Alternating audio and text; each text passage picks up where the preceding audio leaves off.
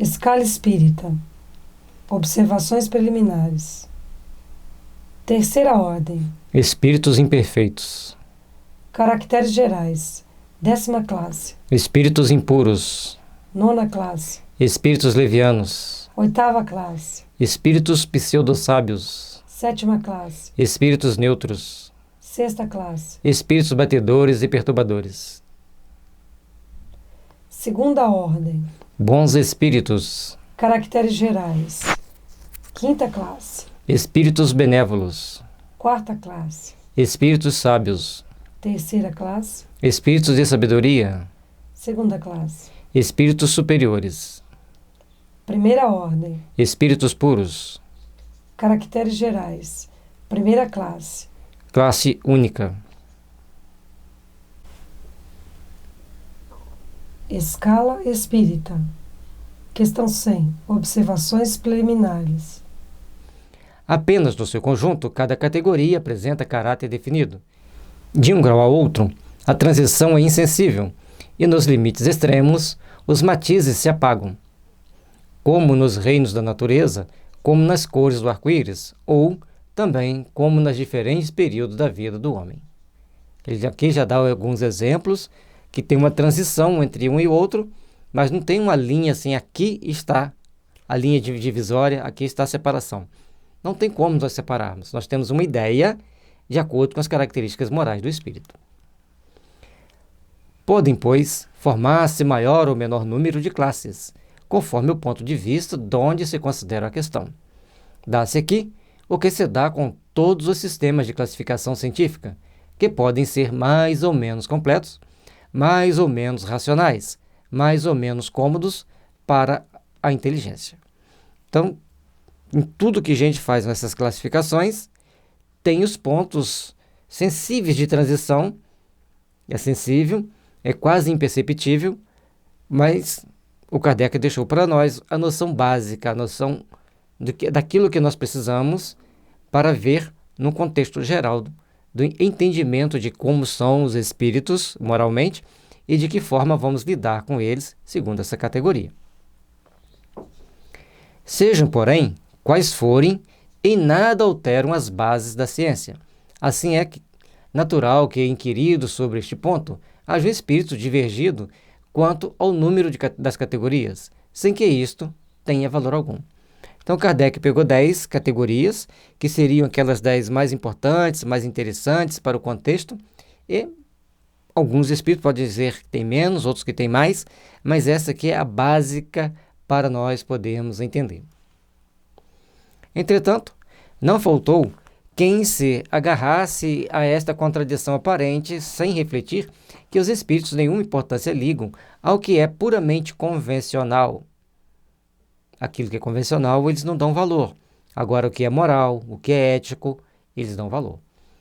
Para eles, o pensamento é tudo. Deixam-nos a nós a forma, a escolha dos termos, as classificações, não a palavra, os sistemas. Então, como nós vamos classificar, de que forma, eles deixam. Até porque o espírito, para comunicar com o médium, depende de uma série de fatores. Não é tão simples assim o espírito sentar aqui num banco na minha frente e ir falando para mim. Tem aquelas pessoas que têm essa possibilidade, mas é raro. Então, como existia uma série de fatores e ainda existem, hoje mais complicados ainda, todas as classificações têm seus pontos sensíveis para um e para outro, outros pontos sensíveis. O mais importante é que nós temos uma ideia básica e entendamos aquela ideia básica. Façamos ainda uma consideração que não deve jamais perder de vista.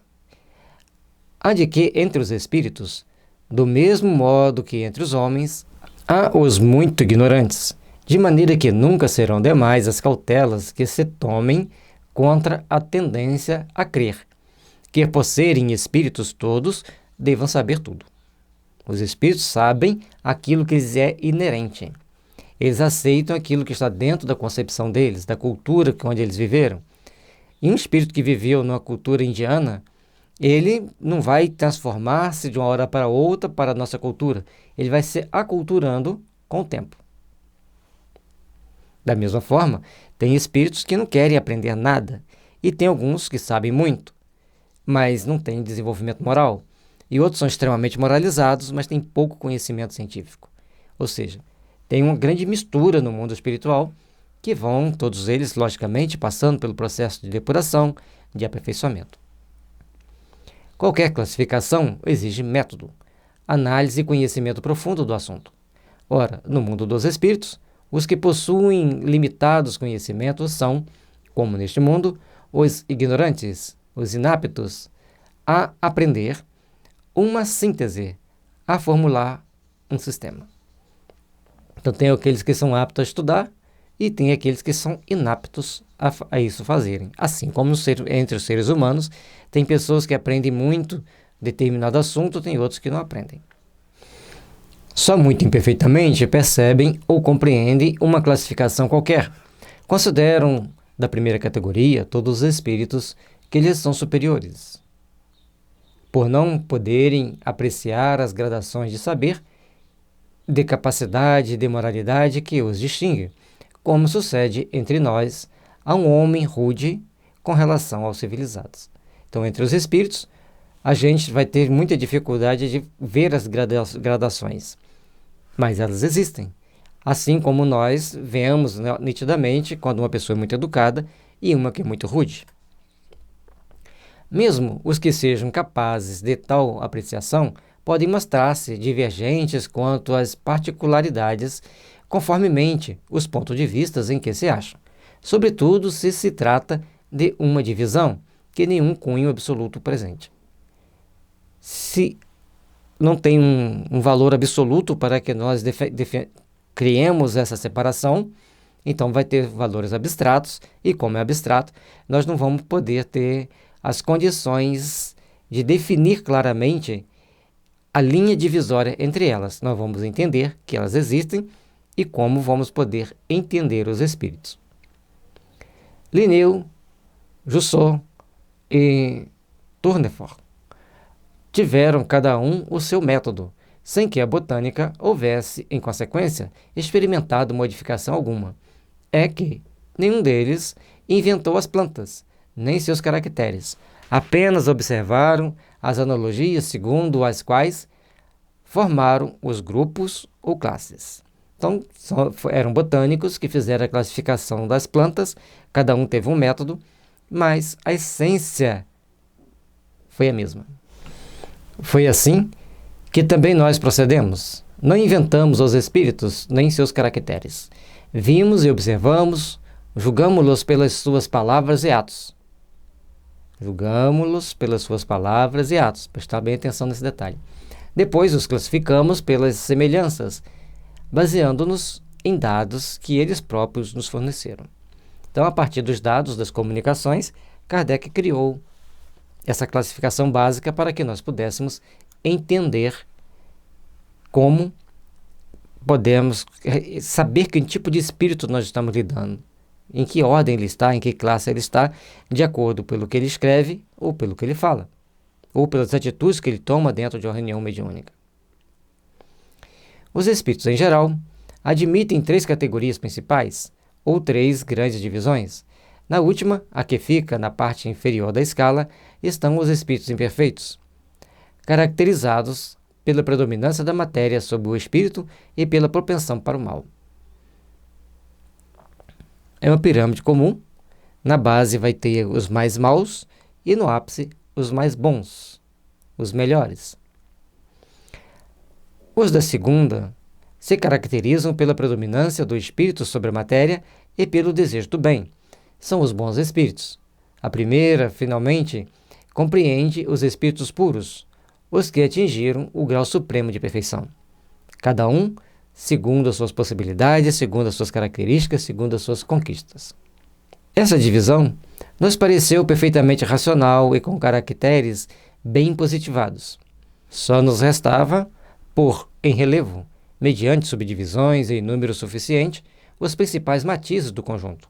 Foi o que fizemos, com o concurso dos espíritos, cujas benévolas instruções jamais nos faltaram. Então, os espíritos estavam acompanhando Kardec, orientando a ele as ações que ele tinha que tomar, o conjunto de atitudes, para que saísse de uma forma mais compatível com as nossas necessidades de entendimento para sabermos com que tipo de espírito nós estamos lidando. Com o auxílio deste quadro, fácil será determinar se a ordem, assim como o grau de superioridade ou de inferioridade dos que possam entrar em relação conosco e, por conseguinte, o grau de confiança ou de estima que mereçam. Pelo tipo de comunicação que o espírito passa, nós vamos entender em que local, em que quadro ele está classificado. Agora, é importante que os integrantes de uma reunião mediúnica estudem para discernir o que está falando o espírito, como ele está falando, e para o que lado nós vamos chegar dentro desse processo de estudo. É, de certo modo, a chave da ciência espírita, porquanto só ele pode explicar as anomalias que as comunicações apresentam, esclarecendo-nos acerca das desigualdades intelectuais e morais dos espíritos. Faremos, todavia, notar que estes não ficam pertencendo exclusivamente a tal ou tal classe. Eles vão se aperfeiçoando, sempre a tendência é que o espírito cresça, que se aperfeiçoe e vai para classes mais aperfeiçoadas. Então, o tempo que ele vai ficar em cada um depende dele. Entendendo bem essa classificação, a gente vai ver as anomalias que apresentam algumas comunicações espíritas dentro do estudo que o Kardec fazia para obter as informações do mundo espiritual. Sendo sempre gradual, o progresso deles é, muitas vezes, mais acentuado num sentido do que em outro. Pode acontecer que muitos reúnam em si os caracteres de várias categorias, o que seus atos e linguagem tornam possível apreciar-se. Pelo jeito do espírito se comunicar, pelo tipo de comunicação que ele passa, sabe-se em que categoria ele vai estar classificado.